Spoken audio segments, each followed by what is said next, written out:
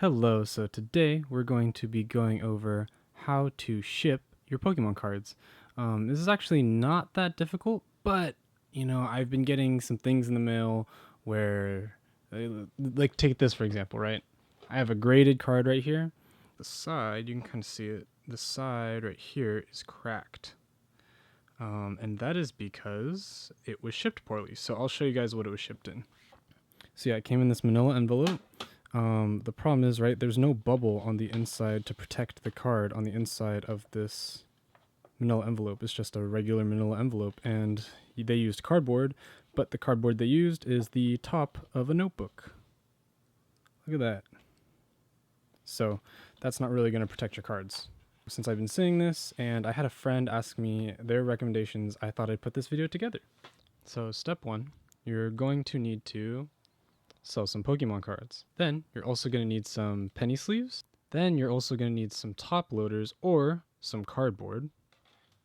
I also like to have some extra bubble wrap. And then I also like to have some sort of bubble mailer, or you can use a box. Now, for me personally, I've been told that my packing is a little bit over the top, but I'd rather the cards get there undamaged in the condition I promised than have them send a return because there's damage to the cards during delivery. So, first things first, you're going to need to sleeve the cards you're planning to sell. So these ones all have penny sleeves. You can double sleeve them if you want, but in this case, I just have single sleeves on these cards. So for the second step, we have two options. We can either use the top loaders or the cardboard. In this case, I'm going to be using top loaders. So what I do is I'll take about 2 of these cards. These cards are a little thinner, so I can actually fit them into, I put 2 into one card holder. It saves me from having to individually put all the cards in a card holder, because then what I'd have to do a total of 7 card holders, which would also take up more space inside the package. So I normally do about 2 of these. And then I'm also going to take this Charmander. And you want to just try to open up a little bit and put them in lightly, and then tap them down into the bottom. This Moltres.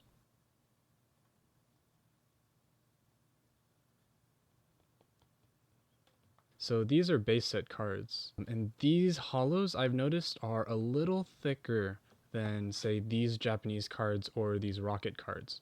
So I'm actually going to put them into their own top loaders because they're a little thicker than your average card.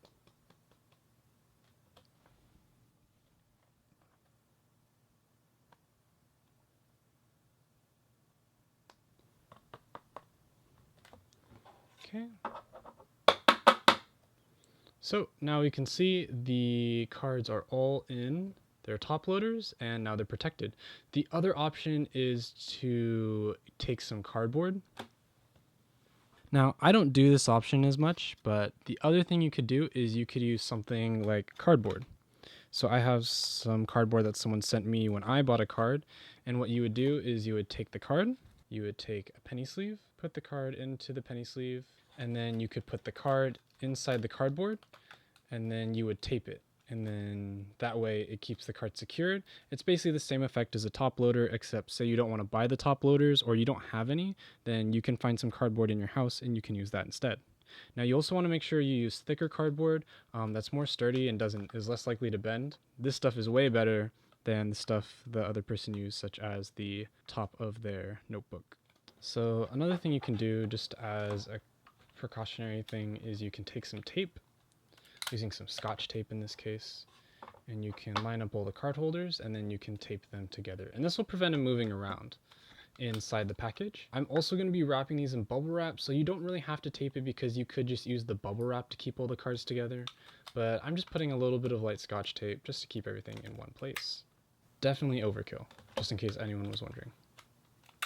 Now we've taped all the cards and they're inside the top loader and taped together.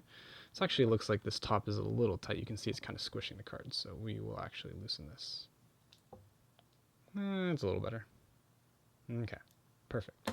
The next thing you're going to need is some bubble wrap. Now you don't have to use bubble wrap. You could Actually, I've seen some people, you could just ship it off in the bubble mailer. But like I said, I don't mind using a little bit of extra protection because I'd rather not have an issue of them having to send it back because there's damage on the cards.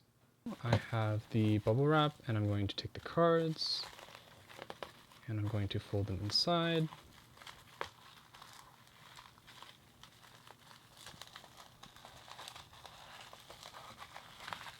Okay.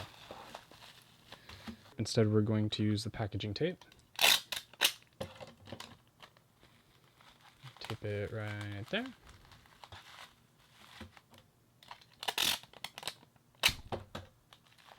Now you don't want to put it too tight, you just want to put it loose enough so that you're not crushing the cards, but tight enough where they're not going to move around. Right? Definitely overkill. Something I also like to do is I'll either add like an additional free card just as like a nice gesture, or I'll leave a note just saying thank you for your purchase, you know, just kind of a kind gift. Maybe they'll remember you, maybe they'll come back and buy more, or you know, maybe it'll make their day, you never know. So from here we have this all set up. All you'll need to do is get your some form of bubble mailer. I have seen people use like the manila envelope now that this is bubble wrapped, and you could do that, but it's kind of just like, why take the risk, right? I've seen packages get punctured, you know, packages like look at this. You really have to like step or throw this to really crack this case. Like this, and you can get like two different types. Like you could just put it in something like this, which is a little smaller. But I have a lot of these available to me, so today we'll be using this. Now you could just put it inside the bubble mailer and then call it a day, right?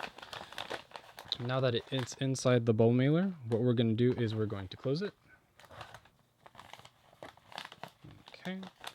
And then this is basically good to go. All you need to do is you need to put the shipping label on it. The other thing that I like to do, like once again, it's pretty overkill, but I just like to take this package and I'll print out a little bit smaller shipping label and I'll fold it in half like this. So I like to fold it in half because then that offers less opportunity for the cards inside the package to move around, and also on one side it'll get even, in a sense, even more protection because like say something were to puncture through, right? It's probably not going to puncture through all 4 layers of bubble wrap into the card protectors into the card, right? So, and then what I'll do is I'll put the shipping label on this side. So now we're all done. As you can see here, we've put on the shipping label and we're all good to go.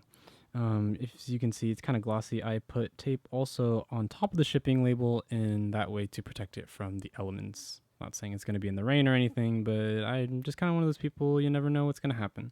So there you go. We're all done. So if you found this video helpful, don't forget to give this video a like.